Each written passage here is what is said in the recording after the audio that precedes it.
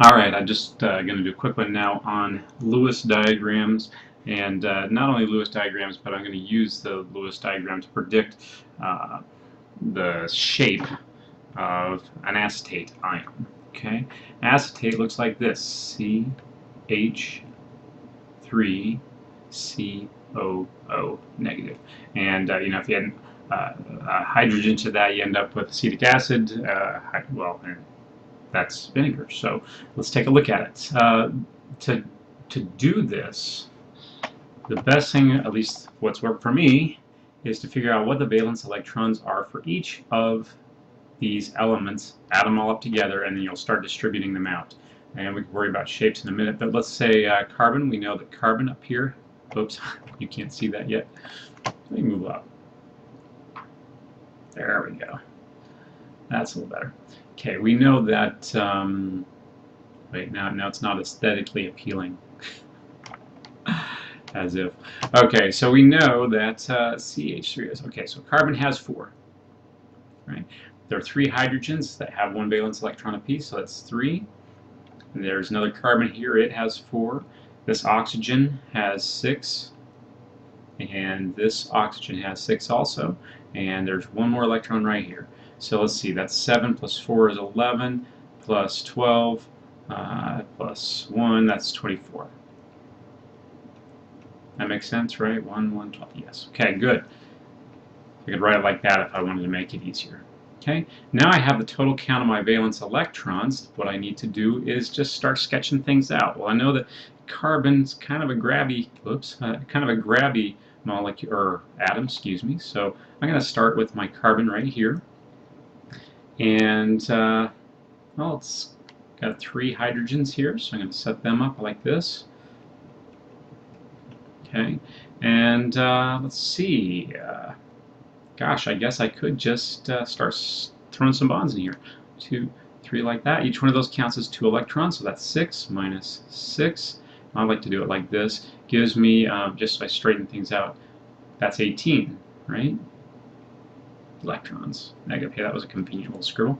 All right, now the next thing it's bonded to is another C over here. Okay, so that works, and that's going to take out 2. So minus 2. That gives me. That was way too hard. 16 electrons, right? I don't always write in the E, but it's just convenient for our purposes. And now I've got 2 oxygens. Where should they go? I ran out of room. Okay, well, I'm going to squeeze them in right here.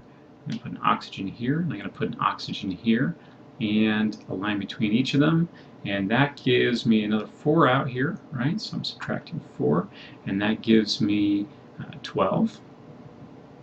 Okay, and now I've got 12 electrons left that I have to start spreading around. Well, let's look at this. I've got oxygen's going to have all 8, so I guess I could try it like this. I'm going to put these in a different color just so I can do them temporarily. This is going to want 8 also, so knowing that both of these are going to want 8, I'm going to probably have to put in a double bond here, I'm thinking. So that takes out 2, and then now this is okay, doesn't need any more. 4, 6, 8, and then how about 10, 12.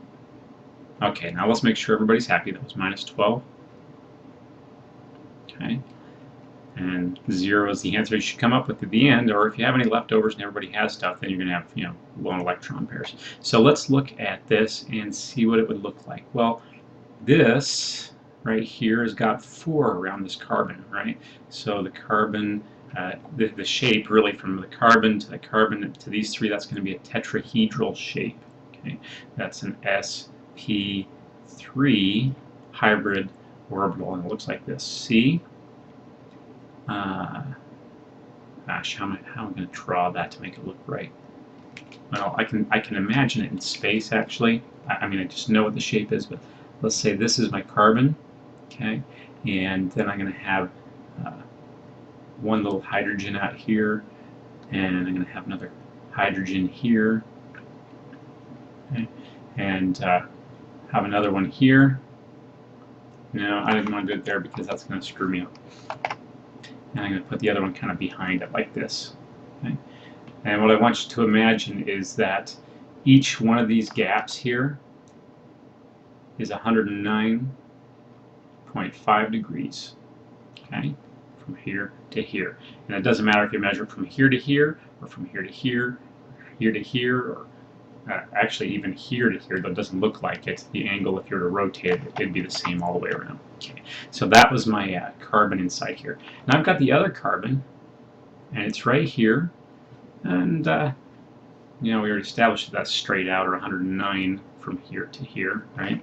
So let me put carbon in there for my label, and I said I had 2 oxygens. Okay, now if I go 1, 2, 3 of these like this, okay, I can say, well, that's got, oops, I don't want the color. That's going to kind of come out like this, and that's going to come out like this, and my oxygens will go right here. Okay, now what is the angle going to be for this bond right here? Well, what's the shape? The shape, there aren't any, you know, free electron pairs or anything floating around, so that's going to be 120 degrees. Okay, and there's nothing, you know, coming out here in space like this to push down on those angles, so it's going to be like that all the way around, and that gives us an sp2 hybrid orbital, and that means that it's going to be a trigonal planar.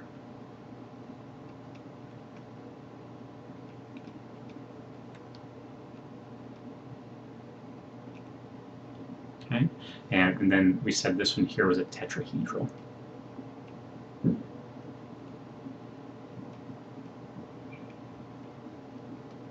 Which is associated with this. Okay, and if it helps, what sometimes I do, I say, well, there's 4 minus 1, that gives me sp3. If I have 3 minus 2, that's sp2. Now you start going to the higher hybrid orbitals, which maybe we can do later.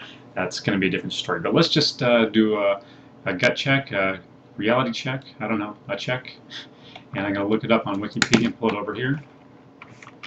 And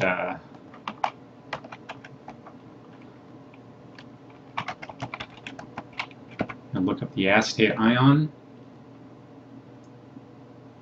and I think we're pretty close. Look at that. Yep. So let me copy it in here.